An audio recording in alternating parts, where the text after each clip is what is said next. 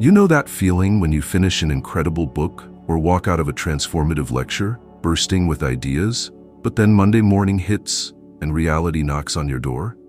Well, we've spent the whole week talking about ancient mysteries, about Thoth, about the hidden symbolism of the manger, and that golden light that shines in the darkness.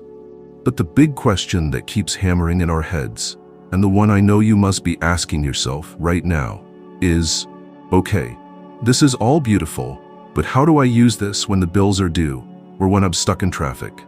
Spirituality is useless if it stays locked in a dusty library or a distant temple. It needs to come down to the asphalt, into the kitchen, and into the office. Imagine you've spent days studying a treasure map, memorizing every curve, every trap, and every symbol, but you never actually took the first step out of your house. That is exactly where we are right now on this Christmas journey of ours. We've discovered that we are carriers of a divine spark. We understand the Hermetic theory, but now we need to put on our boots and walk. And I'm telling you, my friend, walking in the real world with an awakened consciousness is the most heroic challenge there is.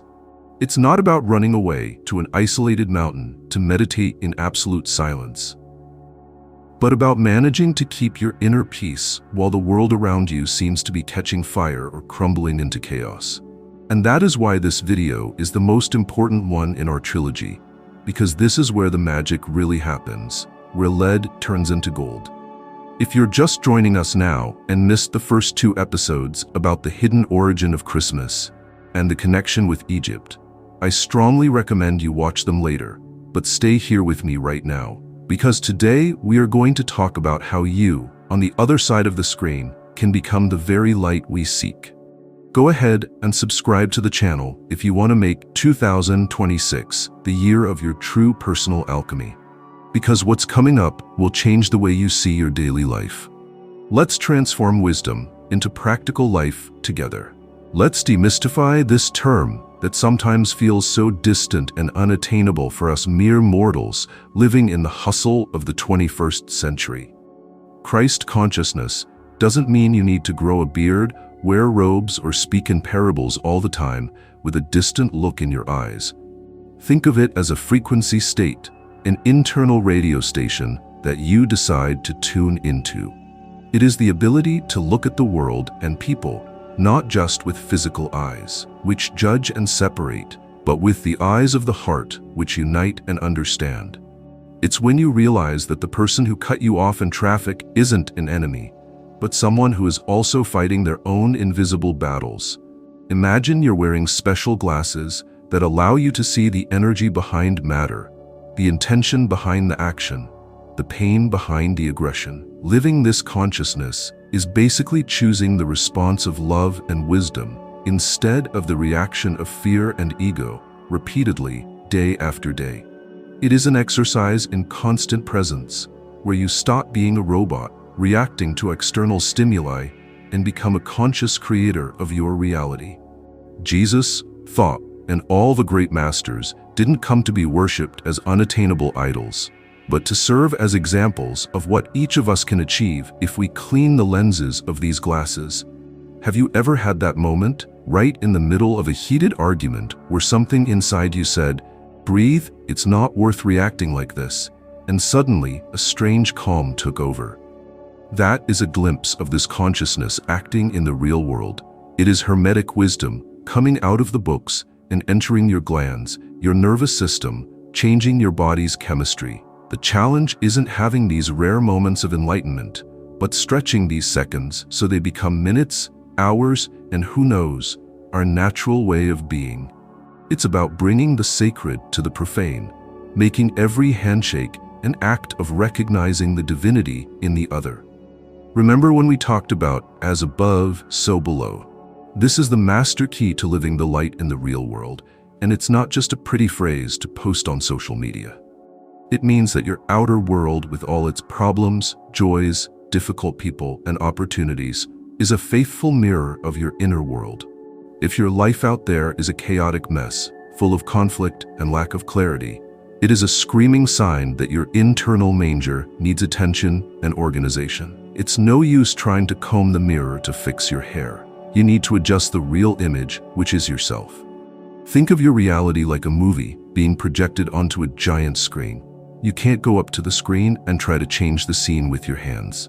Christ consciousness is the understanding that you are the projector and also the film reel. When you change the frequency of your thoughts and feelings, the movie of your life changes instantly, sometimes in ways that seem like miracles. If you want more love in the world, you need to vibrate love. If you want more honesty, you need to be truth incarnate.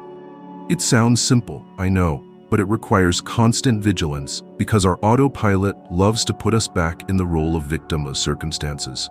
So the first practical step to living this legacy is taking total responsibility for your life, without blaming the government, your boss, your partner, or the weather. When you accept that you are the creator of your experience, you reclaim the power you had given away to others. That is the moment the magic happens. You stop fighting against the world and start dancing with it. The light that is born at Christmas isn't just to illuminate the wooden nativity scene in the living room. It is to illuminate the shadows of your subconscious, revealing that you have the power to transmute any difficult situation into learning and growth. Let's talk about something you use every single day, all day long, and that has nuclear power: your word. In the tradition we saw, Thoth is the Lord of the Word, and in Christianity, in the beginning was the Word. This is no coincidence. Every time you open your mouth to complain, gossip, judge, or put yourself down, you are using a high-powered magic wand to create chaos in your own life. Living Christ consciousness in the real world requires almost surgical mastery over what comes out of your mouth. Words are seeds, and the universe is extremely fertile soil that doesn't judge whether the seed is a flower or a weed. Imagine that every sentence you speak is an order you're placing with the universe, and it, like a very efficient waiter, writes everything down and brings it to your table. If you spend the day saying, "I'm tired, nothing works out for me, I have no money," the universe says, "Your wish is my command." The person who carries the light knows that silence is often more powerful than speech, and that when they speak, it should be to bless, heal, teach, or build. This is pure alchemy, transforming the dense energy of a complaint into the subtle energy of gratitude or a creative solution. Take a test with me today, a little challenge. Try to go the next 24 hours without complaining about absolutely anything. Not the weather, not your back pain, not the line at the bank. You'll realize how hard it is, how addicted we are to narrating the negative side of life. But at the same time, you'll feel a new energy accumulating in you, a vitality that was previously wasted on empty words. The Word became flesh, the scripture says. So make your word become the flesh of a prosperous, happy, and meaningful life. Speak the life you want to live. Now, let's go a little deeper into that region where we feel things before we even think, our emotions. Being spiritual doesn't mean you'll never feel anger, sadness, or fear again. That would be being a rock, not an enlightened human. The difference lies in what you do with that emotion when it arrives. The alchemist, the one who lives Christ consciousness, doesn't deny anger, but doesn't let themselves be enslaved by it either. They recognize it, feel its heat in their chest, and then use their conscious will to transmute this destructive fire into the strength of action, into the courage to change what needs to be changed. Think of your emotions as visitors knocking at your door. Some are pleasant, bringing flowers. Others come covered in mud and screaming. Most of us leave the door wide open and let the dirty visitors in to break the furniture and throw a chaotic party. Living the light is being the attentive doorman of this house. You see sadness arriving. You say, "Hello, I see you." Understand the message it brought and gently invite it to leave without identifying with it. You are not your sadness. You are the space where sadness happens. This small shift in perspective is the key to emotional freedom in daily life. This means that when someone offends you, instead of returning the poison instantly, you take a sacred pause.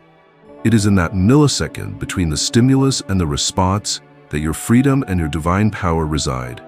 That is where you choose. Am I going to react like a wounded animal, or am I going to respond like a being of light? This choice, made repeatedly in traffic, in the supermarket line, or in a tense meeting, is what builds the true inner temple. It is the practice of transforming the lead of automatic reactions into the gold of awakened consciousness. We've reached a delicate but essential point: our relationships. It's very easy to feel like a Zen master when we are alone in our room listening to relaxing music.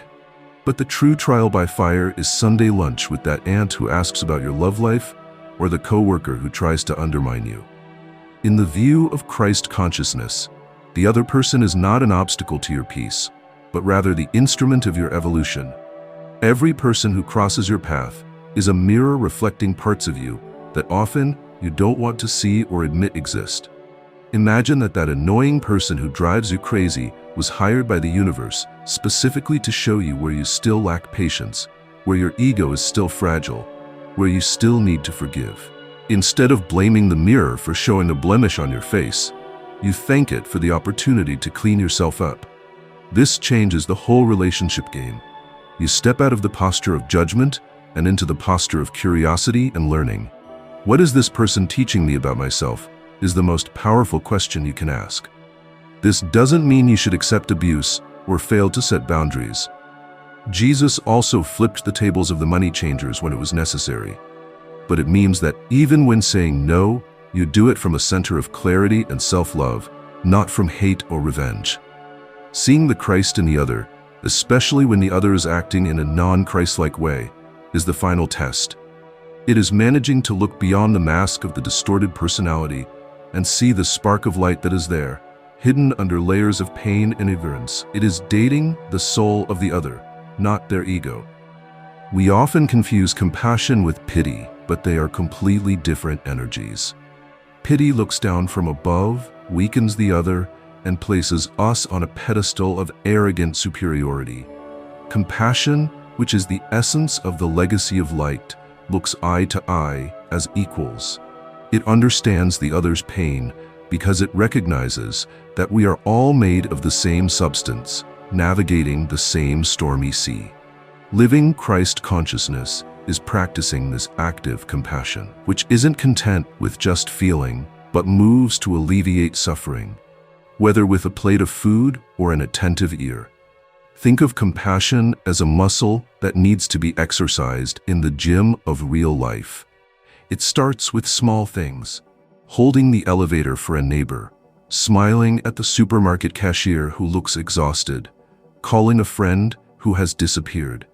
These microactions, when done with intention and presence, create shockwaves of kindness that travel much further than we imagine.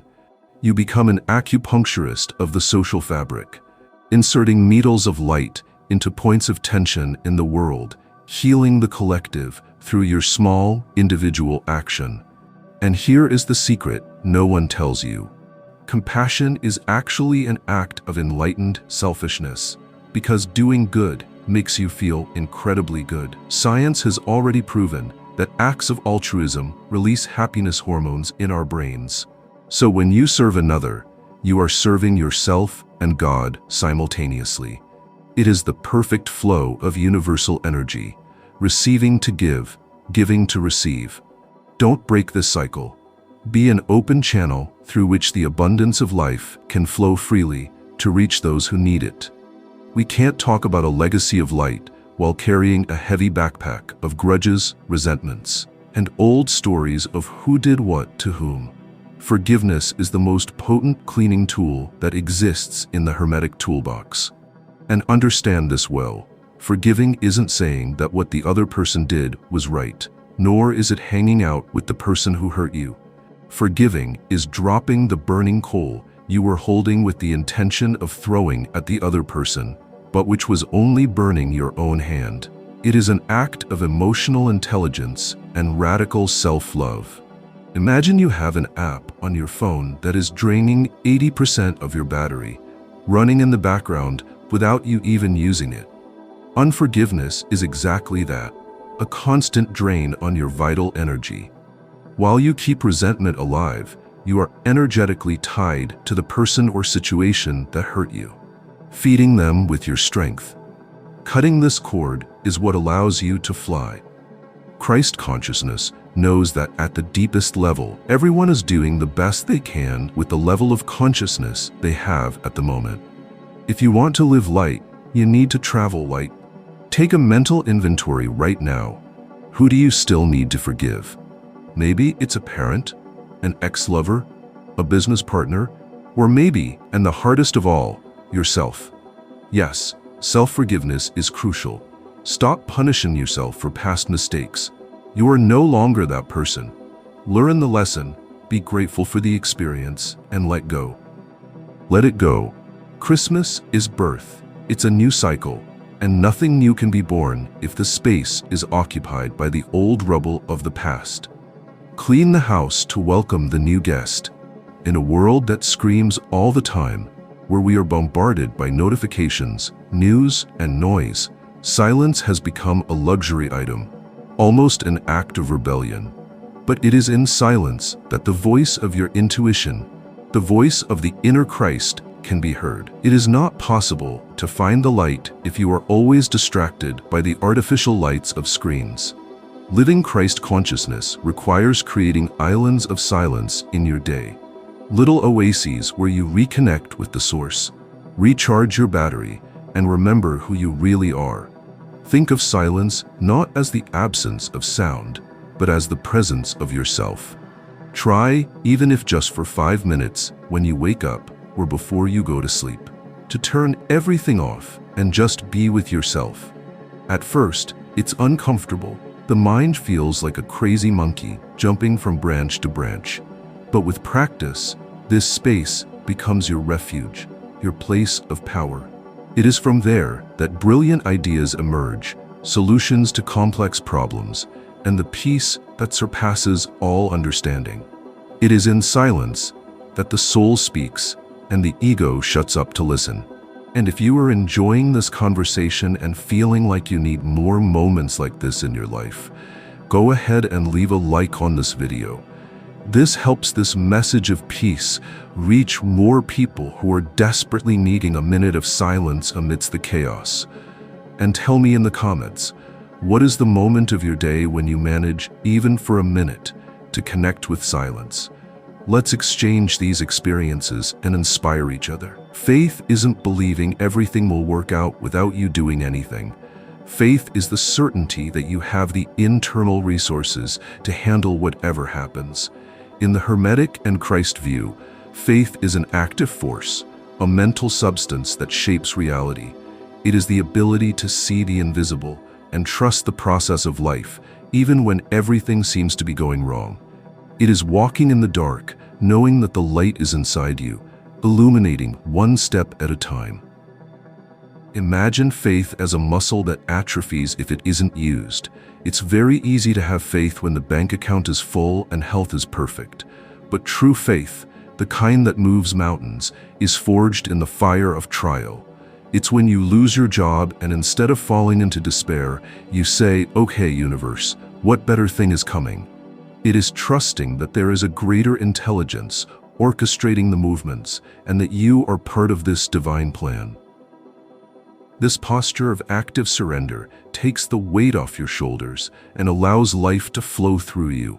Applying this in daily life means swapping worry for trust. Worry is a prayer in reverse. It is using your imagination to create disaster scenarios. When you catch yourself worrying, flip the switch. Use that same imaginative energy to visualize the best possible outcome.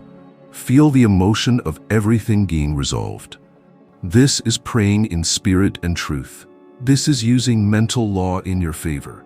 Faith is the fuel that makes the engine of creation spin in the direction of your highest dreams. There is an infallible universal law. The greatness of a life is measured by its capacity to serve. Jesus washed the disciples' feet to teach that the greatest is the one who serves. Thoth taught humanity the arts and sciences to elevate the collective consciousness. Living the legacy of light is asking in every situation, how can I be useful here? This takes the focus off your own navel and your petty problems and expands your consciousness to the whole. It doesn't have to be a grand heroic act like saving the world from hunger. It can be making coffee for a coworker, listening attentively to a friend's venting, or simply doing your job with excellence and love, whatever it may be. When you put love into what you do, you sanctify your action. Sweeping a street with love is more spiritual than preaching in a church with a heart full of vanity. Service transforms routine into ritual and work into worship. Think about how you can serve today. Maybe it's sharing this knowledge. Maybe it's an anonymous gesture of kindness. Selfless service dissolves the ego, because you aren't doing it to win applause or recognition, but because it is the nature of light to illuminate. The sun doesn't charge to rise every morning. It simply shines because that is what it is. Be like the sun. Shine without looking at whom, and let the warmth of your presence do the work. Gratitude is the highest vibrational frequency we can reach. It is the thank you that opens the gates of heaven. But I'm not talking about that automatic gratitude we say out of politeness. I'm talking about a state of deep appreciation for life, for the air entering your lungs, for the opportunity to be alive on this incredible planet, even with all its challenges. Gratitude changes your brain chemistry and aligns you with the abundance of the universe. Imagine life is a grand banquet, but if you are focused only on the dish that didn't arrive or the glass that is dirty, you miss the whole party. The ungrateful person lives in scarcity, focused on what is missing. The grateful person lives in abundance, focused on what they already have. And the law is clear. To those who have, gratitude will be given. Start and end your day by listing 3 things you are grateful for. This trains your brain to look for gold in the dirt, to see the blessing hidden in the lesson. Practicing gratitude in the midst of difficulty is the advanced level in the school of life. Thanking for the problem because it brings you the opportunity to grow. Thanking for the loss because it opens space for the new. This is pure alchemy. It is transforming pain into praise. When you live in a state of gratitude, you become a magnet for miracles, because you are telling the universe, I love this, send more. And the universe, generous as it is, always responds. Often, in the spiritual search, we forget our physical vehicle, treating the body as something lesser or dirty. But ancient wisdom teaches us that the body is the temple of the Holy Spirit, the house where divinity dwells in this dimension. Living Christ consciousness also involves taking care of this house with respect and love. What you eat, how you sleep, how you move your body, all of this affects your capacity to sustain and radiate light. Think of your body as the hardware that needs to run high-power software. If the hardware is damaged, full of viruses, tired and intoxicated, the consciousness software won't run right. It will crash, it will lag. Taking care of your health isn't just aesthetics, it is a spiritual responsibility. Eating living foods, drinking water, breathing pure air, all of this helps keep your vibration high and your mind clear to receive higher intuitions. You don't need to become an Olympic athlete or a radical about food, but start listening to your body. It has an instinctive wisdom. When you eat something, ask, is this giving me life or taking my energy? Treat your body with the same reverence you would treat a sacred object, because it is. It is the instrument that allows you to hug those you love, to see the beauty of the world, and to fulfill your mission here on earth. Honor your temple. The only place where life happens is in the now. The past is memory, the future is imagination. Only the present is real. Christ consciousness is the consciousness of the present moment. Anxiety lives in the future, depression often lives in the past, but peace lives in the now. Being present is being whole in what you are doing, whether washing dishes or closing a big business deal. It is getting out of your head and into life. Imagine that at every moment you have the chance to be born again. With every breath, a new beginning. When you are totally present, chronological time seems to disappear, and you enter Kairos time, God's time. It is in these moments of flow that we feel a deep connection with everything that exists. The chattering mind shuts up, and the intelligence of the heart takes command. Practice presence in simple things. Feel the water falling on your body during a shower. Feel the taste of food. Really look at people when they speak to you. Get off autopilot. Life is passing too fast for us to live distracted. The greatest gift you give someone is your total presence, without looking at your phone, without thinking about the next answer. Just being there, heart and soul. This is love in action. Living the light requires the courage to be who you really are, without masks, without trying to please everyone. The world is full of copies. What it desperately needs is your originality. Your light has a unique color, a frequency that only you can emit. Trying to be someone else is extinguishing your own light. Jesus didn't try to please the Pharisees. He was faithful to his truth until the end. Think about how many times you said yes when you wanted to say no, just to be accepted. Every time we do that, a little piece of our soul shrinks. Authenticity is magnetic. When you own your truth with all your imperfections and qualities, you give permission for others to do the same around you. You create a space of freedom. Don't be afraid to shine. Don't be afraid to be too much or too little for others.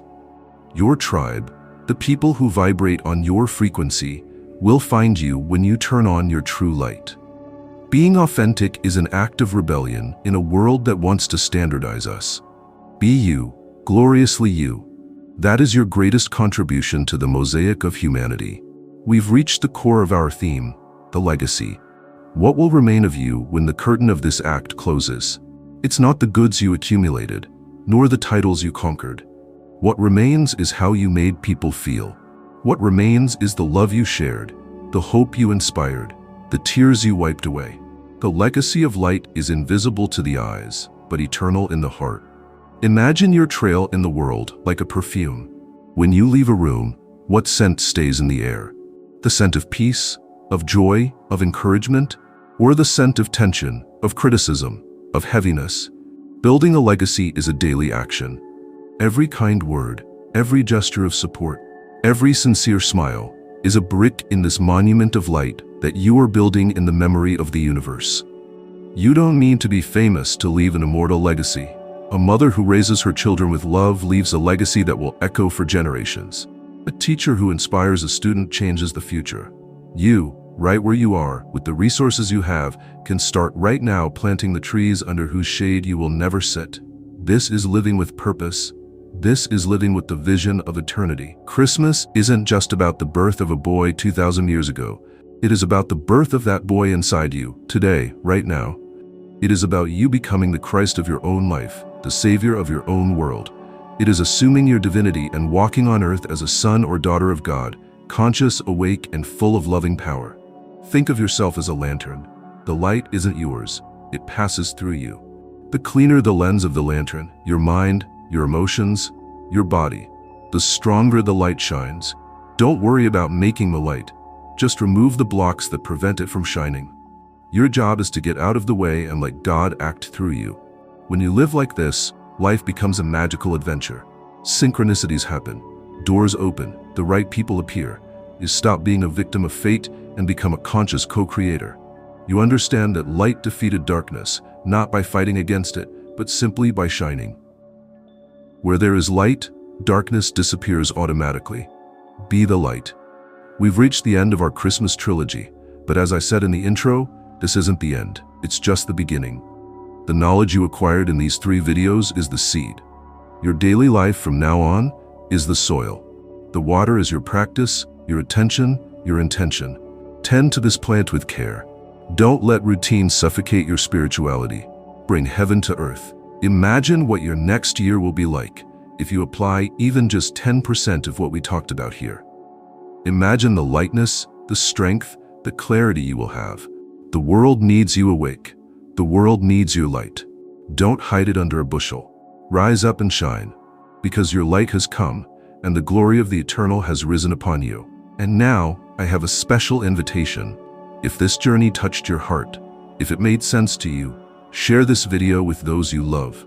Let's create a chain of light that crosses the internet and touches the real world. And stay tuned, because next week we are going to start a totally new cycle here on the channel, focused on conscious planning for 2026, using universal laws to manifest your dreams. You won't want to miss it. An illuminated Christmas to you and your family. See you in the future we are creating now. Until then. If something in this video resonated with you, this channel is for you.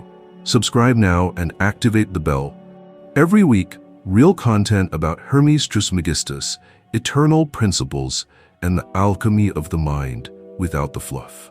Comment below, which idea moved you the most? This helps the algorithm spread this wisdom.